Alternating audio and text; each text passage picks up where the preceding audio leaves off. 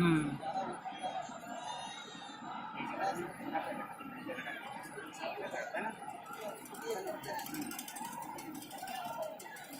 এই যে এই যে হাতিম পার হয়ে এই জায়গাটা একটু ফাঁকা থাকে।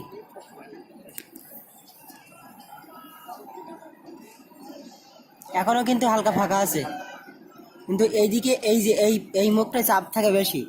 এই যে হলো দরজার হাজরাসার থেকে শুরু করে, না এই যে রূপনে ইমানি থেকে শুরু করে, হ্যাঁ এই হাতিমের এই আগ পর্যন্ত খুব চাপ।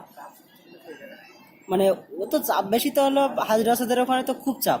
আর ওই দরজা কাবার শরীফ দরজা এখানে, কিন্তু এই হলো এই জায়গাটা সবসময় একটু ফাঁকা থাকে।